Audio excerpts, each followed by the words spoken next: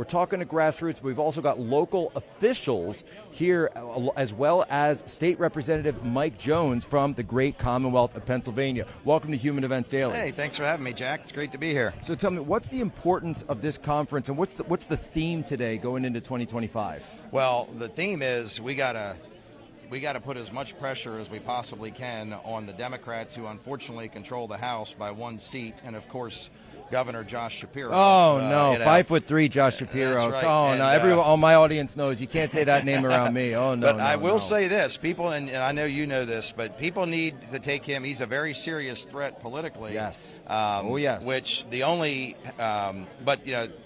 It's a wolf in sheep's clothing. He's a wolf in sheep's clothing. He comes right in front of you, and he lies so with the silky sweet lies, the smooth lies, because he really believes it. Yep. He really believes it. He'll say whatever he wants. By the way, wait, my brother Kevin's here. Kevin, you got to get the Josh Shapiro napkins. Can you grab some of the napkins? Folks, don't worry. They got Josh Shapiro napkins here. This is how great. I haven't seen this yet. I know. This is great. I should have grabbed some before the show. Well, who does he remind you of? Everybody I talk to, he reminds Well, it's very clear to me that he's taken his mannerisms, his articulation, and his vocal timbre from Barack Obama. Yeah, 100%. He's got 100%. that. And Pete Buttigieg kind of does this too, but Josh Shapiro does it to an even greater extent. In fact, we were toying around last year with when he spoke a couple times after, by the way, Kamala Harris completely humiliated him by passing him over. Remember, he's playing basketball in the front lawn with the kids, with the Inquirer sitting out front. He said, maybe I'll get the call. Maybe he can't shoot. He can't make a single hoop.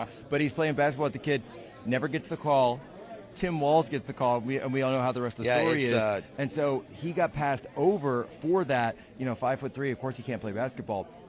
But the thing is, people need to understand that he is a facsimile. He is not telling his true nature.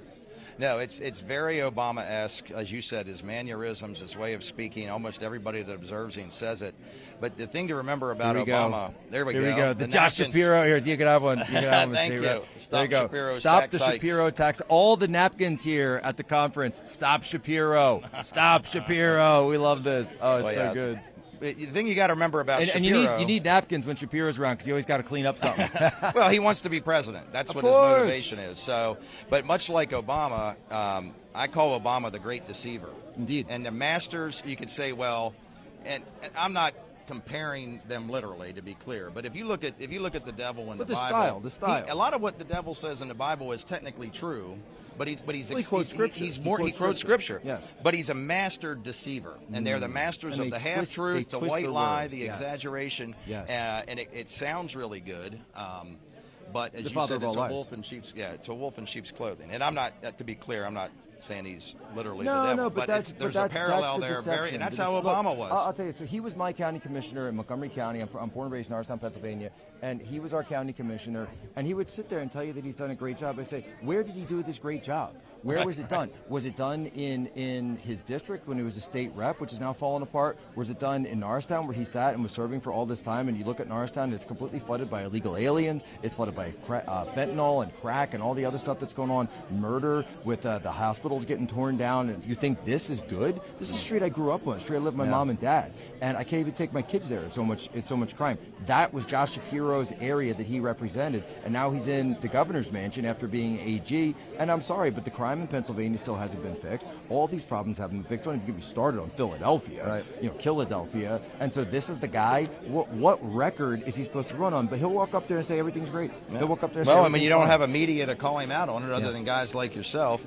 And it's the epitome of a career politician, no private sector experience, which I came out of the business world. That's one of my big pet peeves here. Our state's getting older, smaller, and poorer by the day because of these taxes and regulations on business. It's absolutely killing us. The only demographic in Pennsylvania that's growing is the over 80 demographic, because we're chasing employers and young people with them because they follow the jobs right out of the state.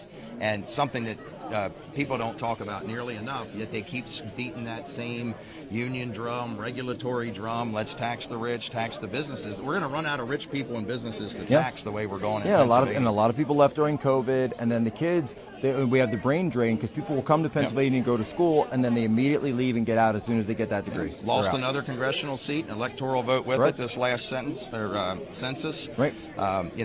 Especially meanwhile, North Carolina and Tennessee and others are reaping the benefits. So that's the state of the Commonwealth. Yep. That's why people said we need change. That's why they voted for President Trump. What are people doing here at the conference today? People who care about our state, who love our state, what are people doing to get things back on the right track? Well, what I hope we're doing is getting energized, because it was a beautiful day, November 5th, I guess it was. I'm still celebrating. But I think people got lax. So we lost this state Senate race in Lancaster that Trump won that seat by 15. Now, part of it is a lot of Republicans haven't figured out that they need to get on the Trump bandwagon. It's mind-boggling to me that they don't get the message. But I think you also have a lot of complacency. It's like Trump won, everything's good. What we need to do here is start the process of really energizing our grassroots and getting out the vote for this. The biggest single thing are these retention votes for the PA State Supreme Court. Because as bad as Wolf and Shapiro were and are, you can make a strong argument the last 6, 7, 8 years the state Supreme Court has done more damage, redistricting being the unconstitutional redistricting being the single biggest example. They took our district map, they basically shredded it, and then they outsourced the entire thing to some college professor out of California and said, this is the guy who's going to redraw your equitable district. It's a joke. I said, why don't they just ask the donors of the Pennsylvania Democrat Party who they would like to be congressmen and representatives? Because that's so obvious what they're doing. Well, and you had judges running on that. We made a big mistake by not impeaching at a bare minimum Justice Weck. Probably should have impeached a couple of them 5, 6 years ago when we were in the majority, when I first got up to Harrisburg. Instead, we sit idly by and watch them. They cost us 2 or 3 congressional seats, almost took out Scott Perry back in, I guess that would have been 16 or 18. Oh, they were headhunting for him. And then they cost us the majority in the House.